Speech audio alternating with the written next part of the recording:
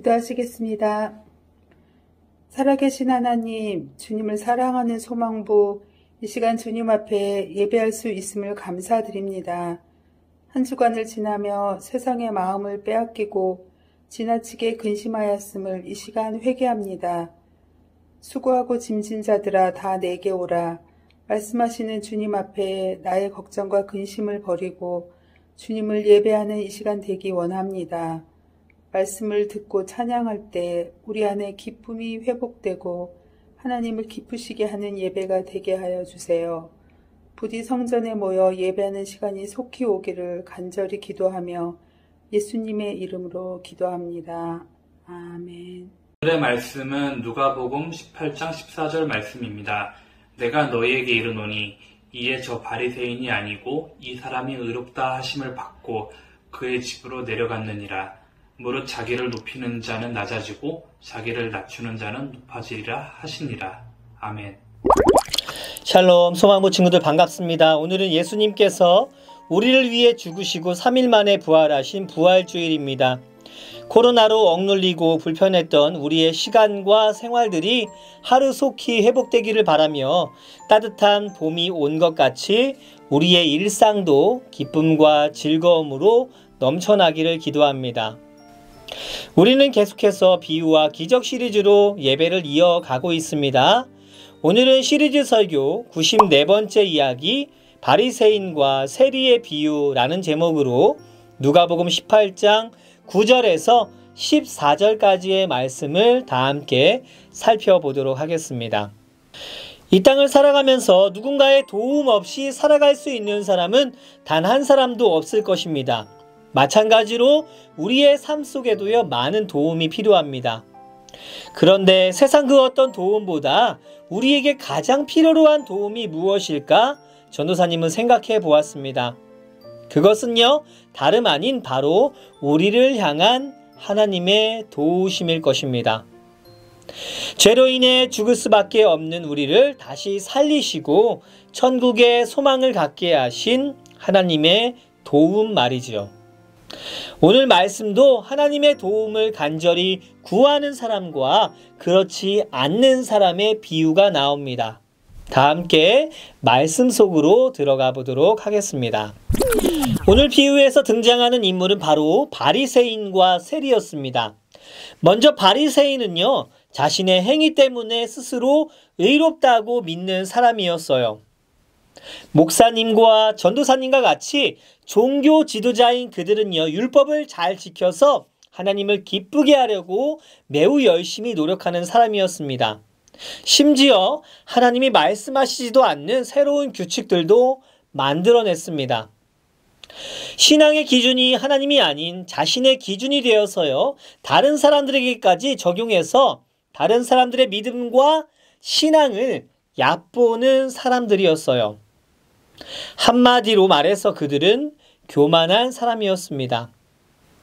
그들은 늘 자신이 다른 사람들보다 낫다라고 생각했어요. 더 나아가서요, 자신의 노력으로 하나님의 사랑과 구원을 얻었다라고 착각했습니다. 예수님은 모든 것을 아시는 분이셨기에 바리새인들이 스스로 우쭐한 마음과 자신감이 넘친다는 것을 아셨고, 그들에게 하나님의 사랑은 스스로의 노력으로 얻는 것이 아니라는 사실을 알려주고 싶으셨습니다. 반면 또 한 사람 세리가 등장합니다. 세금을 걷는 관리인 세리는요, 부정직하게 불공평한 방법으로 세금을 거둘 때가 많았어요. 그래서 사람들은 세리를 싫어했습니다. 삭개오와 같이 말이죠. 세리는 성전에 올라가서 기도하며 멀리 서 있었어요. 자신이 저지른 죄가 너무나 부끄러워서 고개도 들지 못했습니다. 그는 가슴을 치며 하나님 저를 불쌍히 여겨주세요. 저는 죄인입니다. 이렇게 고백했습니다. 그는 겸손하게 자기 죄를 인정하고요, 하나님의 긍휼을 구하는 기도를 드렸던 것이죠. 바리새인의 기도와요, 세리의 기도는요, 아주 달랐습니다. 예수님은요, 이 두 명의 사람 중에요, 하나님은 세리의 기도를 더 마음에 들어 하시고 그의 죄를 용서해 주셨다라고 말씀하셨어요. 하지만 반대로 바리새인의 기도는 좋아하지 않으셨습니다. 사랑하는 소망 공동체 여러분, 예수님은요, 누구든지 자기를 높이는 사람은 낮아지고 자기를 낮추는 사람은 하나님이 높여 주실 것이다 라고 말씀하셨어요. 우리는 바리새인과 같이 교만한 자가 아닌 오늘 말씀 속에 등장한 세리와 같이 겸손한 자들이 모두 되어야 할 줄 믿습니다. 하나님은요, 교만한 자를 물리치시고 겸손한 자에게 은혜를 주시는 분이십니다.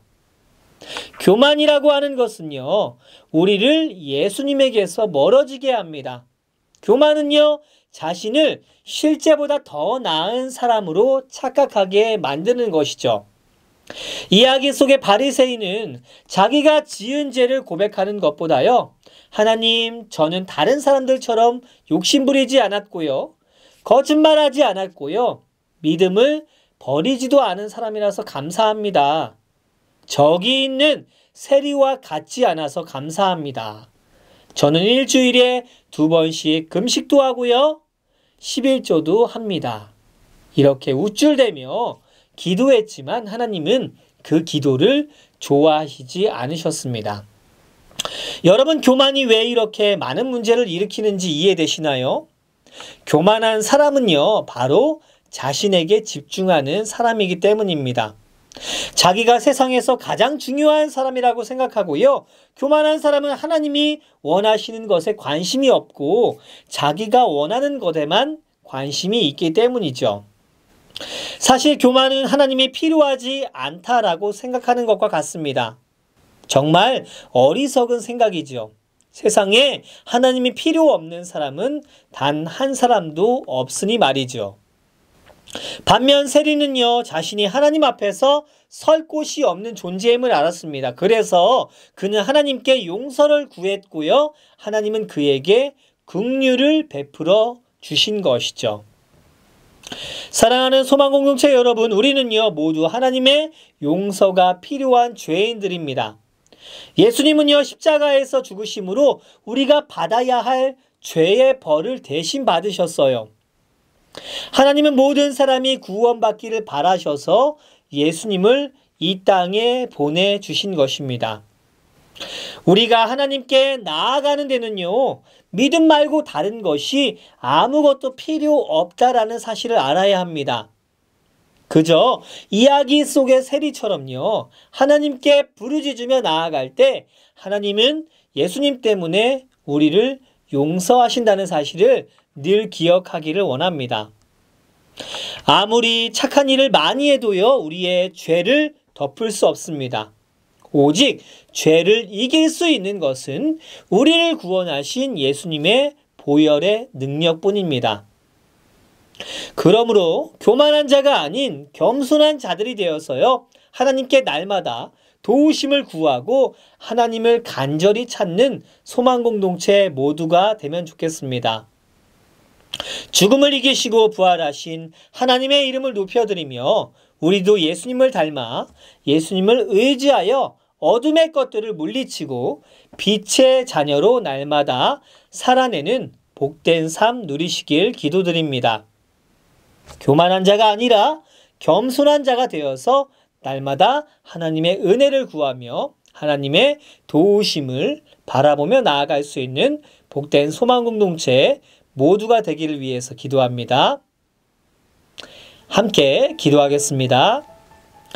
사랑의 하나님, 죽을 수밖에 없는 우리를 사랑하셔서 하나뿐이 없는 독생자 예수님을 이 땅 가운데 보내주시고 예수님께서 나의 죄를 위해 십자가에 달려 돌아가심으로 천국의 소망을 얻게 하심을 감사합니다. 부활하신 예수님을 바라보며 날마다 삶 가운데 겸손한 삶을 살아가는 우리가 되게 하여 주시고 어둠의 것들이 우리 가운데 찾아올 때마다 하나님을 의지하고 예수님을 의지해서 이 모든 것들 가운데 승리할 수 있도록 인도하여 주시옵소서. 특별히 하나님, 우리의 삶이 교만한 자가 아니라 겸손한 자가 되기를 원합니다. 교만한 자가 되어서 하나님을 멀리하는 자가 되는 것이 아니라 겸손한 자가 되어서 하나님을 날마다 찾고 하나님의 도우심을 구하고 하나님의 긍휼을 날마다 구하며 살아낼 수 있는 복된 자들 될 수 있도록 인도하여 주시옵소서. 지금도 우리를 응원하시고 우리의 삶 가운데 소망을 베풀어 주신 주님께 집중하게 하시며 하나님 한 분으로 인해서 복된 삶 누리게 하여 주시옵소서. 늘 함께 하실 성령님의 은혜를 오늘도 기대하며 이 모든 말씀 예수님의 이름으로 기도드렸습니다. 아멘.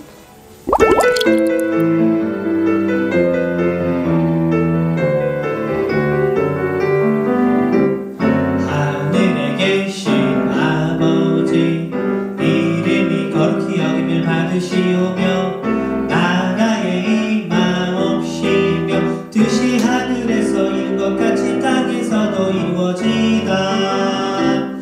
오늘날 우리에게 일용할 양식 주시고 우리가 우리에게 죄진 자를 사하여 준 것 같이 우리 죄를 사하시고 우리를 시험에 들게 마옵시고 다만 악에서 구하옵소서. 대개 나라와 권세 영광이 아버지께 영원히 있사옵니다.